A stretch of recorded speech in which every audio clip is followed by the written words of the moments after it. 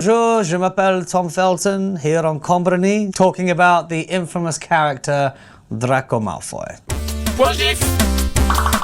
But yes, I remember the scene very well. So the auditioning process at the beginning was open to anyone in the UK that was a fan of the books or was a bit of a child actor, such as myself, who I'd done a couple of things before it. I had not read the Harry Potter books, so I turned up to the audition knowing nothing. The story goes that we were lined up in a row of about 20 kids, and Chris Columbus, the director, asked each one, which part of the book are you most excited to see in the film? And I was just sort of waiting, and it only occurred to me when I heard the person next to me answer that I had no idea what the books were about. I knew it was about a wizard that lived under the stairs. That was about all I knew. Chris Columbus said, so what are you most excited about seeing in the films from the books? He said, Gringotts. And it came to me, and I just said the same thing as convincingly I could. I just said, Gringotts, man. I can't wait to see Gringotts just flying around, you know. Chris Columbus, the director, knew I was lying because Gringotts don't fly. It's a bank. So I think oddly lying through that audition may have made him think, this could be a good Malfoy character. But yeah, that was a lot of fun.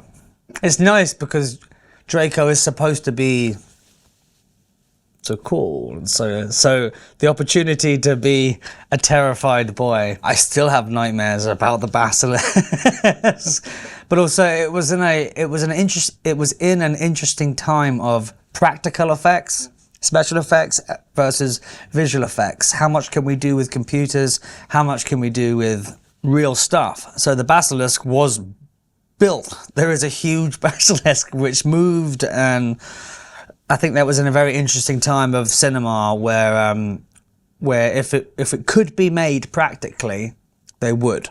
Versus now, I think if it's cheaper to do it on computers, they probably would. So there's something quite special about that, I think. The first time I really realized that this was something bigger than I had ever expected was in Japan. I went to Japan for the release of Half-Blood Prince to do some publicity, and seeing people at the airport holding signs up saying "We love Draco" or whatever it may be, I couldn't believe that people in Japan knew our work. And since then, subsequently, there hasn't been a country that I've been to since that hasn't heard of Harry Potter. So yeah, it was a surprise, but a very welcomed one. Yeah.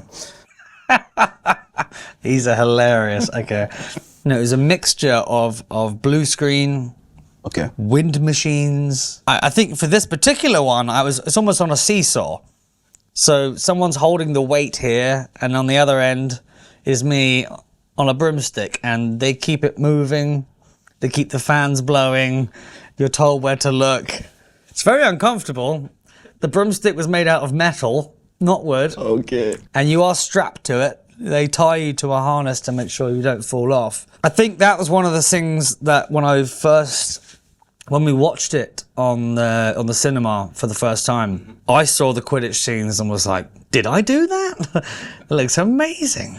So a lot of credit goes to the people that put it together. But for me, it was a lot of fun. We only ever had 2 wands.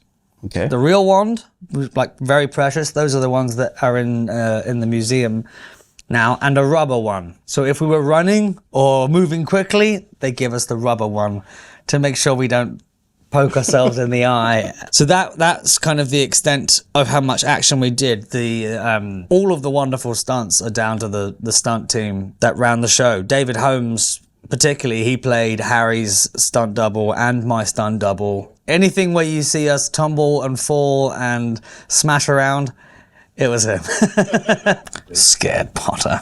That was a fun scene. I think in the first film it was quite point and shoot. But for this particular sequence, for the dueling scene, each spell had to have a certain mannerism of doing it. And I forget who coordinated that or which team did, but we were told very specific positions for certain spells. So we had a lot of help. Yeah. Neville holds his wand like this. Lucius holds his wand like this, almost like he's drinking a cup of tea. And Voldemort has his own way, so everyone has their own way. But we had a lot of help from choreographers to make sure that we were pointing it in the right direction. Didn't know you could read. And were you inspired by any major figures in British literature or film to bring the character to life? Not consciously.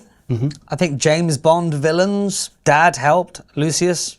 Jason helped massively. He came on the second film, and every mannerism that he had, I picked up on. Again, not consciously, but just sort of learnt a lot from him. Helen McCrory, when she came on part, she taught me a lot about maybe some of Draco's sensitivity. Alan Rickman in Robin Hood, Prince of Thieves, because he's that despicable villain, but somehow quite charming and funny.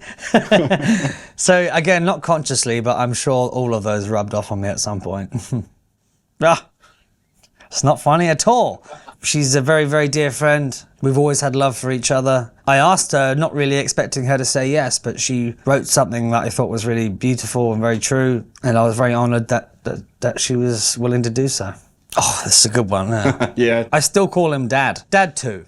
Because I have my real dad as well. But yeah, absolutely a role model in lots of senses, in his talent on set, the way he treats people off set, making tea for everyone and running around and just being very, very a nice person to be around. He was one of the first people I think that made me want to believe that, maybe this is something that I want to do for the rest of my life, because I could see the way that he had dealt with his, and he still does. It's very inspiring. I actually went round his house the other day, and of course he's read the book a few times, and it feels very nice for him to be proud.